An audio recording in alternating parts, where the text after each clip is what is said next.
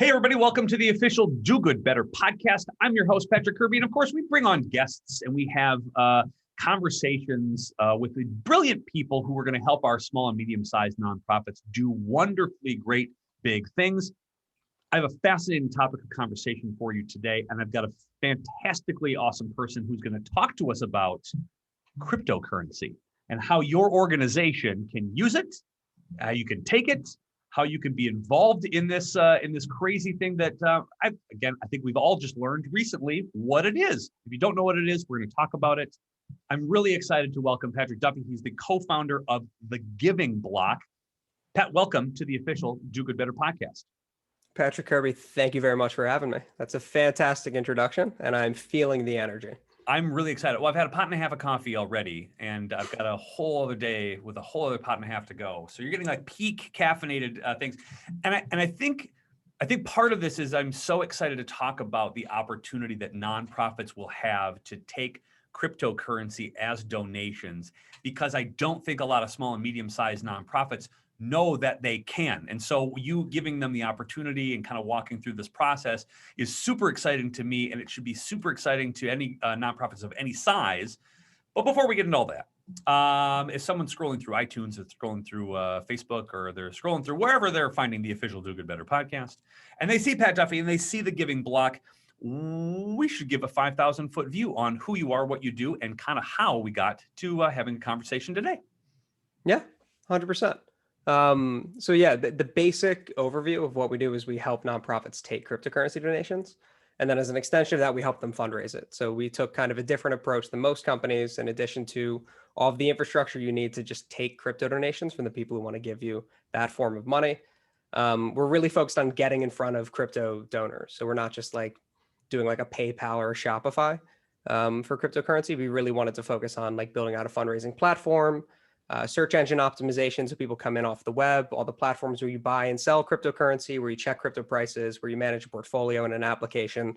We're developing those relationships, doing integrations, getting in front of those users. So the charities that we support, one, get set up to take crypto, and then two, they think, how can we get in front of those audiences? And we specialize on that as well. So as like a baseline for why we exist, it's just because about 100 million people or so use cryptocurrency today. It's more than Venmo. It's more than Google Pay. A lot of these kind of payments systems that you would think would be more popular. It's grown quite a bit, and there's a lot of people getting involved in it. And in addition to it being another form of money that now mostly younger donors are using, it's hyper tax incentivized. So it's got all of the benefits of donating stocks or other property assets, where you not only get to give the donation, get the write-off, but you also get to offset your capital gains taxes. The other big piece is you get to buy back into your crypto position immediately after you donate, whereas with stocks, you have to wait a month. So there's it's the most incentivized way to donate if you have crypto, and right now that's about 100 million people, and that's where we come in. I love it, and we're going to dive into what crypto is, because I think we need to have a starting block, just in case somebody like, okay, well, I need like a 101 course on what this is.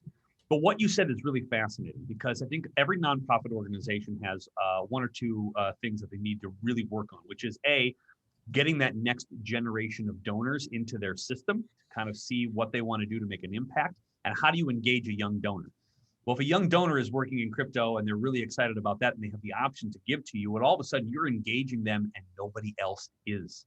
So you are at a distinct advantage than some of the older groups and or larger organizations that haven't taken a leap to engage in crypto. And all of a sudden you can have conversations with them a lot differently than anybody else. This positions you wonderfully. The other thing, which is great, is you as an organization can talk about tax benefits and sort of tax positioning in a way that you only got to talk to older generation, sort of older money or wealthier generations who have the ability to move around, stocks and bonds and 401ks and that kind of stuff. Yep. You have that same type of conversation with 24, 29-year-olds, and that's really cool. And now you're building up your knowledge base on both ends, and you've got now a bookends of donors from totally different generations. This positions your nonprofit amazingly. I'm super excited. Let's dive in. So let's give us a 101 course on what the hell is cryptocurrency. If you've never heard of it before and you think it's kind of a scam, what is it? How do you explain this to somebody who has no idea what it is? Yeah, so there's one thing I need to address before we get into the other Yes. thing. You just said something that literally in no interview ever have we ever discussed. In no conversations does it ever come up. You nailed it, which is this weird crossover that's happening. Stock donations and property asset gifts has been an estate planning type mindset and then a major gifts mindset where it's sometimes if you're on the call with the right person, like literally on the phone, you might get into that sort of messaging. It's never been a part of nonprofit digital fundraising strategy, how you message online, how you try to reach a general audience, because no one donated stocks. Donating stocks was horrific. You'd have to work with a broker. It goes through a brokerage. You got to mail letter. Like there's no system even with a DAF where it doesn't feel like you're at literally purchasing the home versus donating it. Right. So there's been almost no donors who do that. Now there are giant whales who did do it. If you found someone who's donating property assets, it usually meant a windfall. But now with things like Robinhood, it's starting to happen with stocks, which is really compelling. And now with cryptocurrency, what's funny is it happened here first. So as far as we can tell, there's more crypto donors than stock donors in terms of individuals. Now there's more capital in stock markets, but you know, so we've literally never talked about it in an interview. So I felt like the need to hit that because you're talking about this transition happening. It's becoming part of the digital fundraising strategy to say, hey, donate to us because we give you your most tax incentivized way to give. And right now, you know, there's millions of young donors who can actually not only hear that message, but within seconds transfer an asset where they get that additional tax incentive. So it's really cool. And we're getting kind of this savvy younger generation. In terms of now answering your actual question, how cryptocurrency works, it's pretty much replaced intermediaries is all that it's done. So you can think about there's a million different companies that have done it. Uber has Ubered, you know, their industry, and now we use that as a term to apply across others. Disintermediation is something that's happened just with internet resources. In cryptocurrency, the first one being Bitcoin, pretty much what it did is it did that to money in a way that we hadn't seen happen digitally for something that's called the double spend problem, which pretty much meant like if you had an MP3 file back in the day and you copied it and sent it to your friend or you download it on a torrent site, no one could piece together where the original file was. So when it came to digital money that wasn't being issued by something like the Federal Reserve, there was no way to go online and trade an actual value asset in a way where you knew someone couldn't, you know, make a counterfeit or duplicate it or, you know, make a million of them overnight. So you needed to solve that problem, have an actual value asset you can transfer digitally in a matter of seconds that no one can duplicate, replicate, no government can print it, no one can steal it off your account, like all of these things that needed to be solved for. Bitcoin was the first cryptocurrency to do that. And pretty much what happens now is Bitcoin has become like a stock in the idea of a very similar technology called stablecoins coming to the fore, which is like a Bitcoin, but the price won't go from, you know, 6 cents a unit in 2010 to $50,000 a unit in 2021. Yeah. It's a speculative asset, almost like you're holding stock in the idea of people eventually using cell phones before cell phones were in everybody's pocket. That's what's happening with Bitcoin right now. People are investing in the idea that stablecoins will become adopted and something like Bitcoin will stay itself a store of value, almost like gold. I like it. And again, you said something really interesting is that it's like the safest money ever, right? Because you have to prove it in multiple categories. Otherwise you can't. Like it's awesome. Do yourself a favor. Yeah, it's great. And so I love this because you're now one of the things that I think donors are always wary about, even online transactions, is where's my credit card information going to go? How is it going to be stolen? Blah, blah, blah. What you're offering in cryptocurrency as a donation is the safest possible transaction of all time into a nonprofit. You never have to worry about, like, it's honestly true. You get worried about somebody opening up your mail if you're sending a check, because people still send checks, which is hilarious to me. Or you're worried about this getting stolen. This is a direct access. This is really cool to do. And then that becomes a little bit of an ease when you're doing online transactions. Yeah. 100%. And it's like, we think it's funny. We don't accept checks as a company anymore, but we used to get nonprofits sending us a check to pay for getting set up to take crypto, which we've always found hilarious, just like bridging that gap. Yep. It's the legacy system versus the current one. But you mentioned something super important, which is the other thing you should know about cryptocurrency, where people say anonymous. When we use the word anonymous in cryptocurrency, that means anonymous between, say, a retail consumer and then the companies or nonprofits or whatever it might be that they're interfacing with. Now, that's not anonymous to regulators. It's not anonymous to law enforcement. You still have to open accounts places and KYC in. You got a passport and an exchange so you can buy into crypto. But what crypto changes about it is, like, if I want to go onto an online retailer and purchase something from them, they don't know anything about me, the company. But if, I do something nefarious with my crypto, it's using blockchain. which is what you're talking about, the most transparent, safe version of money ever. They say, like, if you catch someone with US dollars, it's like, you find their money. But if you catch someone with Bitcoin, it's like finding their books. Literally every transaction that's ever happened on the Bitcoin network is permanent and can't be altered. And pretty much the more people who use Bitcoin, the network scales. And you would have to literally take over 51% of the computing power involved in mining Bitcoin, which is like a whole separate thing, to change one transaction record. So you hear about banks, there's billions of dollars of fines happening constantly where someone in the office is altering how much money is actually going in and out, cooking the books. It's the first form of money where you can't cook the books, which is why it's also like significantly less common that people who are criminals use Bitcoin and other cryptocurrencies versus traditional money, which is a lot easier to be sneaky with. Yes, it's awesome. I love it. All right, so let's start. If I'm a nonprofit, I'm a small, medium-sized nonprofit, right? Mhm. I find cryptocurrency fascinating. I think I may have an audience for it, and I'd love to attract some younger donors into the conversation. I'm like, how do you start that conversation at your organization in order to even get this wrapping around? Because again, and you probably see this all the time, I've got an aged board full of old people who've been there for 30 years. The idea of cryptocurrency isn't even a concept that they can construct because they do, again, write checks. How do you begin that conversation? How do you start an idea that this is a good option, this is a healthy option, this is a unique option, and that the doors are going to fly open for opportunities to your organization if you endorse it, if you have the way to accept cryptocurrency? Yeah, it's a great question. So the first thing you want to do is you want to go to thegiving.com and book a demo for sure. So you can actually see how this stuff works in the interface. I would say the main thing that when you're starting the conversation is stop making it bigger than it is. It's almost like the people who love crypto the most are the ones who turn it into a big thing. We compare it to, Bluetooth, Wi-Fi. You can go all the way back to like microwaves and combustion engines and basic stuff. Like, you don't know how any of that stuff works. There's no reason for your board to know how it works when they go and purchase a car. Like, you don't need to be like at a technical level, like fully understanding of the internet to interface with it. Almost no human beings on the planet can like build a Wi-Fi router and like understand the components on the inside of it. But that Verizon is a thing based on the fact that, millions of people are using it. That's the idea with cryptocurrency. And even the best pushback, I guess you could give if you remember the board or whatever else it is, it's like, what if this Bitcoin goes away or it gets replaced by another cryptocurrency? Then the answer would be, okay, we'll take that then. Where it's just like, what if a stock goes away like Ford? It's like, okay, we'll take Tesla. Like, that's not a big problem. It's an asset class that people are investing in. It's a $1 trillion asset class. There's a lot of money tied up and there's 100 million people using it. And this is bigger than pretty much any other payment rail we could, devise getting into. The pitch is pretty much, we want to make it easy for people to give us money. Young people use this version of money. They have a lot of money tied up in it and they're most tax incentivized to give it. If we don't at least explore taking it, you're kind of falling behind. A big one also being university endowments.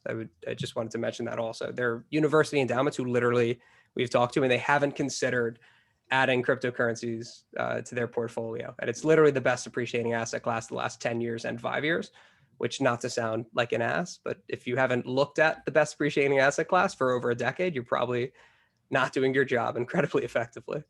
Correct.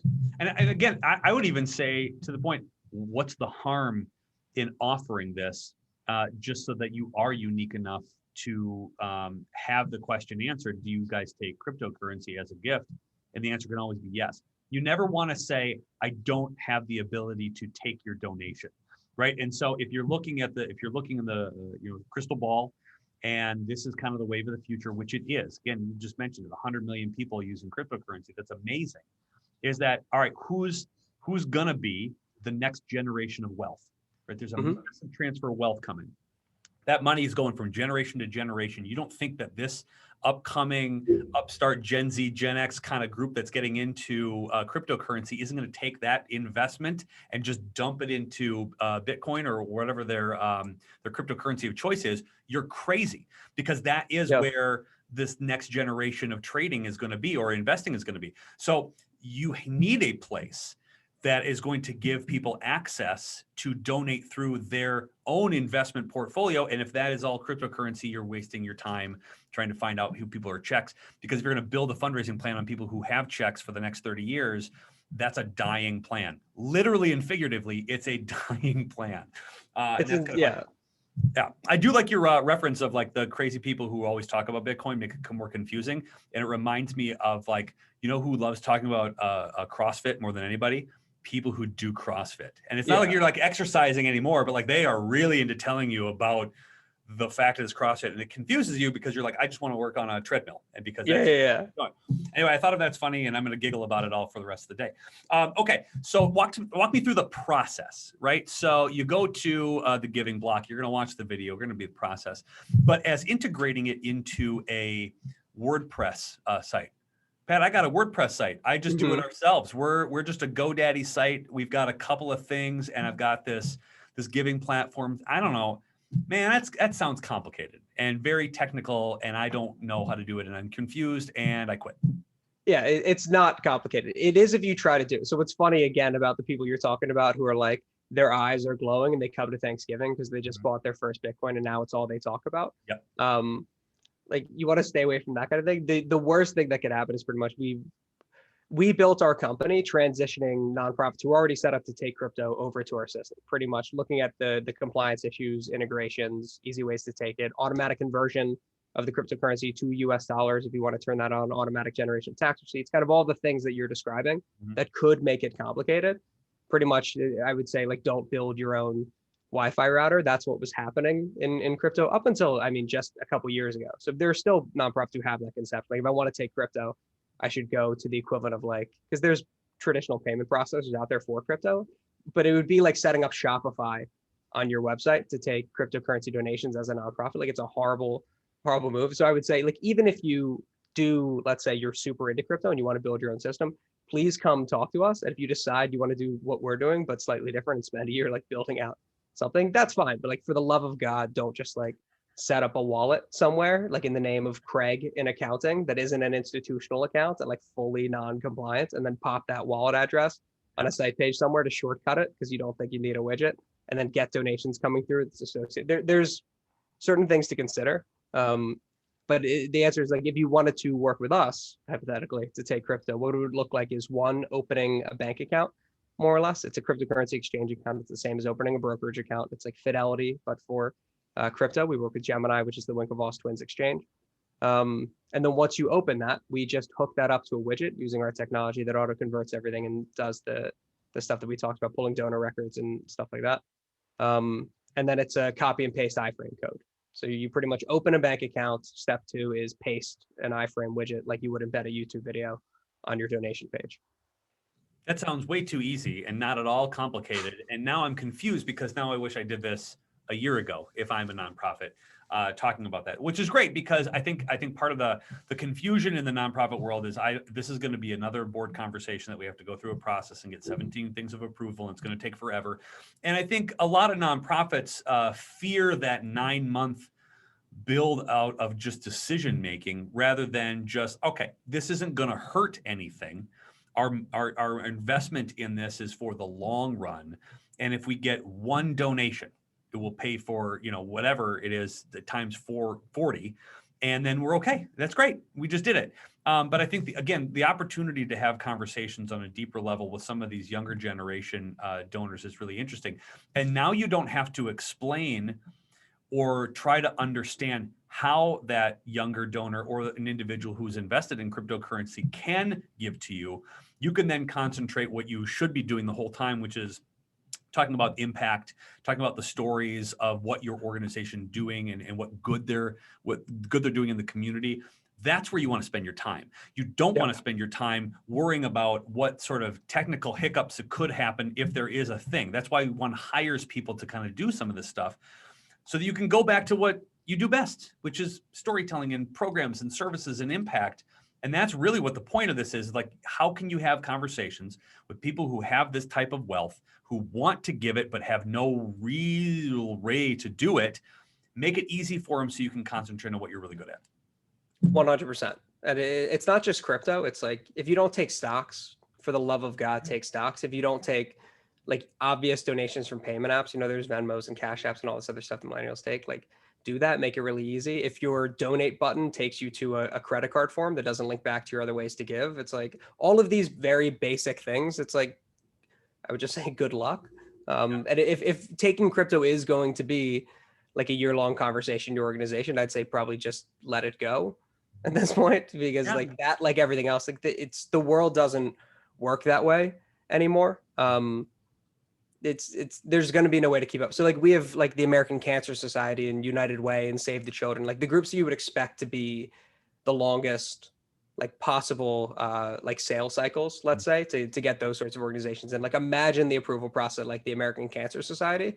Like they pulled the trigger super fast. Like they looked at it and they're agile. Like those are the sorts of groups that I feel like nonprofits should be looking at. Like there are nonprofits with 150 times as many employees as like the place you're working at, and they're moving a lot faster. It doesn't mean you shouldn't do due diligence and like figure out the best way to take it and have those conversations. But like if you're not getting on the phone with people and trying to figure this stuff out, not just for crypto, but for any other payments that we're not selling, I feel like you're going to be in a really tough spot over the next 10 years. Well, and I think you can use that as inspiration too. Listen, if they have, some of these larger institutions and larger organizations already have an advantage of talking with some of high capacity donors that are out there, right? They're institutionally large because they have a lot of money, a lot of marketing, a lot of people working with them. So they are already at that advantage. So why don't you try to even the playing field a little bit in conversation with potential high capacity donors who are going to use this as a financial avenue in order to help you. If they don't see it at your place, they will find something else to do and give, even if it's in the same realm and not exactly where they want to go, but they have a desire to give. This is the way that they want to give. If you don't have that avenue, you're now eliminating a source of revenue that may have been knocking at your door. And I don't think that possibility itself should be the one reason why it holds you back, because you're worried about whatever things that you don't need to worry about because it's already proven that it's already being done. 100%. It's not, you're hitting on it. It's not a payment method as much as it is a donor demographic. Exactly. And even further, like a donor acquisition tool. Like people aren't hanging out on your charity's website, seeing the fact that you take crypto and giving. That's another common misconception. We'll talk to some, especially larger charities, and they're like, we don't get a whole lot of people asking us to take their stocks or take their crypto. It's like, yeah, because they're giving it somewhere else. It's like, think about DAFs, you know what I mean? Like Fidelity Charitable a couple of years ago, I think they did 60 million in crypto donations in a year. Like they've done over 100 million total. And that's just a DAF somewhere. They don't even have crypto offerings. They just like set it up and market it a little bit because they had such a big engine. Fidelity, fun fact, we just closed our seed round, is an investor in us now. Very interesting. Very nice. Very nice. So we'll have some opportunities there. But yeah, I mean, long story short is it's a donor acquisition tool. People are going to start more so now, like we talked about at the beginning of the podcast, they're going to start with a donation method and end with a charity they select. That's the way of the internet and the way that things are going. People aren't going to be showing up to your site because you're mission giving. They're going to try to find, where can I donate my crypto? And then from that list of potential options, they're going to pick a charity and they're going to dump their donations on them. They're not going to avoid or rather abandon such an aggressively positive tax incentive just so they can give to a charity based on like a limited difference in impact. Right.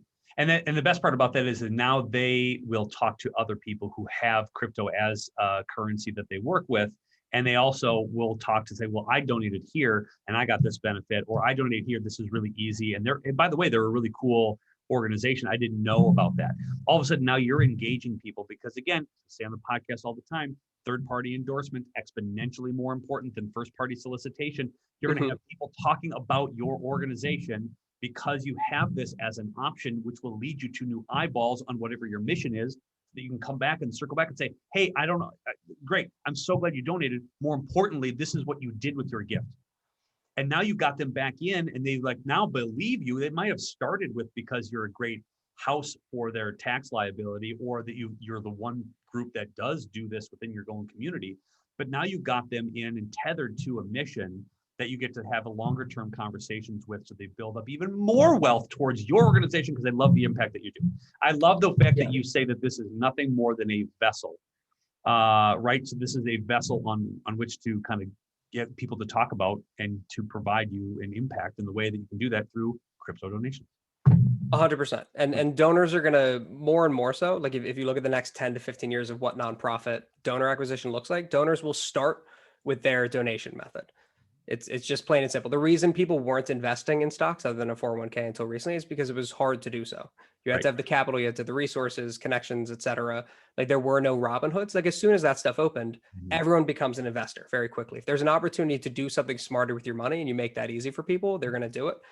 It's going to be the same thing with stocks that we've already done with crypto. Like there are companies out there, some of which we're going to integrate with. We're going to do the same thing with stocks, make it really easy to give. To understand the tax side, I feel like most people at charities do, but maybe not also. Like if I have $1 million in the bank account and I have $1 million in, say, Bitcoin, and I want to donate $1 million to a charity, the reason you would donate with Bitcoin, say, over the US dollars you have in the account is because you would donate the Bitcoin to the charity.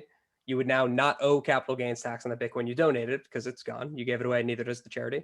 But then you then take the $1 million you have in your bank account and you buy into Bitcoin on that same day. And then what happens is you end up with the same Bitcoin balance because no one wants to give away their assets and leave money in the bank. Money in the bank appreciate or inflates, and then your assets obviously go up as the dollar keeps getting printed. But long story short, now I have Bitcoin that I bought today. It's at today's cost basis. I owe no capital gains taxes on it. And I literally just erase something in the range of, say, between $100,000 and $200,000 in capital gains tax. It can be a 20% difference. And as people start looking at that, if it becomes as easy for me to donate doing that with crypto, which it takes seconds, same thing it's going to be with stocks in the near future, or you're just taking credit cards, which means I'm literally eating 15 to 20% taxes on my assets when I move out of those positions later. Like as soon as that gets Ubered, no one's going to give that way. And then if you have a transition period over a couple of years as everyone forms their relationships with nonprofits, it's really hard to pull them away. So there's going to be a land grab more or less for donors, especially these young donors. That's everything they know. And they're going to meet nonprofits based on the donation methods that are being taken rather than the mission. Mission is going to be the secondary consideration. Yep, absolutely. And to think of this, and if you don't think that this is a thing, imagine yourself online trying to buy some random thing, and then you go to their checkout process, and either it is a PayPal option or a Venmo option, or fill up your credit card. What are you going to choose? Right? You don't want to get to, okay, now I got to get a card out and I got to put all the numbers in and I got to put, that's the security code. And then I got to fill out my address or whatever. No, you're going to choose PayPal option because it's connected to the credit card rather than going through the whole process itself. Because you'll choose that every single time. And that's the same way that I think donors are going to choose, which is what's the easiest way. And the worst thing you can do is that if you have a donor that's coming in because they're either passionate about what they do, they saw a video, they saw something that you did, or they see an impact that they need, and they have that in the moment sort of feeling that I'm going to donate a lot of money and I need to donate now. And they get to your landing page and they have a bad experience because it takes so many steps and it's not offering what they want to do. They will immediately stop and go, okay, if the moment's over, I don't want to do it anymore. And now they're thinking about how inconvenient you were rather than how amazing your impact could be. Don't let that cycle happen. And this is one of those really interesting ways that in the future, this is kind of how everybody's going to be doing it. So hopping on this kind of training, getting that as an offering will allow you not to have a frustrated moment. Our generation now has the attention span of gnats. Don't let that go. Correct. Don't let that fact get to your head. Like you have to think about that. So if it's a process that takes a little longer than, and I'm frustrated, you've lost them.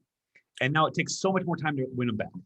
100%. So that's another point that usually doesn't get hit on a podcast. Patrick, you're hitting on all cylinders. Yeah, let's go. Let's go. On the form thing, this is separate. It's not separate. It's another important reason. Bitcoin is very easy to transfer, so you're hitting on that. The other thing is the incentive. So like adding to the thing that you just said, imagine if someone can just copy and paste a wallet address and then enter the amount they want to give and click send, and they just donate it to the charity in addition to like the form of the credit card stuff. So it's the ease of use that cryptocurrency becomes a convenient, not only payment method, but donation method. But imagine also if you clicked on the crypto form, if the difference in the form is you entered not only the crypto, the amount, the cryptocurrency you want to give, the amount you want to give, but you also entered, the date that you purchased it. And how much, the cost basis or whatever at the time that you purchased it, or it just API integrated the cost base when you plugged it in, and it showed you that you are erasing. So I'm donating $10,000, but I'm also erasing, 1,358 in capital gains taxes. And it's like, that's the other option you have. And you can do that with stocks or cryptocurrency, and it's faster to give, and it shows you how much more money you're saving. You'd have to opt out of that to give with a credit card. There's it's super disincentivized to give that way. The only reason people are doing it is because it's convenient. And now there's 100 million people who know that they have a more convenient option that works better for their bottom line. So I mean, it's an interesting time. It is. And then your conversation goes back to that individual saying that, hey, your gift just saved you $1,500. That's another, and then, by the way, here's what $1,500 could do. And now they're considering going on top of that. I just saved me $1,500. I can give another $1,500 because I already saved the damn thing. I was about to say, why not? I just saved you $1,500 in taxes. Maybe you donate half of that back and you bump up the size of your gift. Very easy pitch too. Think about the amount that you can bump up the gift size. And one last thing on what you were saying, stop making forms mandatory. Nonprofits are so interested in data. If you get the data, of course, that's better. Like it's better if a donor gives you money and their personal information so you can follow up, especially like a home address. You can send them a letter. That's fantastic. But if they don't want to, you don't get their money. Like just make it, it's just common sense. Make it easy to go through, giving you zero information, like not even an email if they don't want a receipt is like what we do in our system. Right. What if you want to remain completely anonymous and never hear from that charity again? You don't want to be bugged, but I want to give you money. Is that the worst person in the world? Let them give you some money. Yeah. And if they want to stay in touch, let them stay in touch. Like it just seems so obvious. They're like, but then we don't get the data. It's like, yeah, but you also get significantly less money. Get the money. Yeah. And here's the thing, if you provide them a process they really enjoy, they'll come back and back and back because they've enjoyed the process. They enjoy listening. They pay attention. They're not giving to random places that they're not into or they're not knowledgeable about. They're going to pay attention. They're going to listen to see how your sort of cryptocurrency gifts have increased. They know they're a part of it. They'll probably tell others, and they're going to probably give again. Like it's all part of this. Like you don't assume the worst, assume the best, which is really just kind of like that's our topic of conversation. Assume the best. You're going to raise a lot of money in cryptocurrency. Why don't you just get a process that's going to do it? And this will make your life easier, and you'll make your board happy, and then you'll make your budget happy. Because you're now giving options to all of your donors. And if somebody would be super interested in this, they're all jazzed up the way that we are. They haven't even had any coffee. They're just getting really excited about this conversation. How on earth do people get a hold of you, Pat, and the folks at The Giving Block? Yeah, you can shoot us an email if you want, info@thegivingblock.com if you have any questions. On The Giving Block, we've got a ton of resources. Obviously, if you have cryptocurrency and you want to donate, the tax incentive is huge. So please go there and do so. Support the charities. We have like 150 charities fundraising on the platform now. You can book a demo. You can contact us. There's a bunch of resources. If there's any questions you need to answer, just reach out to us directly.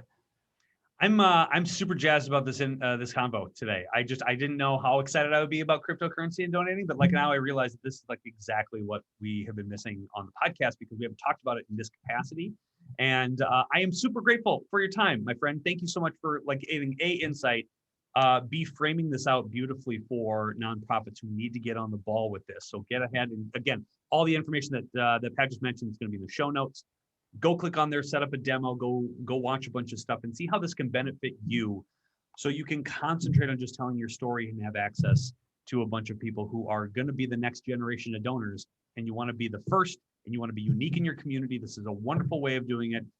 Frankly, I think somebody at The Giving Block should be involved with you in the first place. So I appreciate you being on the show. Thanks for being a guest on the official Do Good Better podcast. Patrick, thank you so much for having me. Your energy is electric. I couldn't have said it better myself. I know. I'm going to feel good all day about this. This is going to be great. So I appreciate it. Thanks a bunch. Thanks for listening, gang.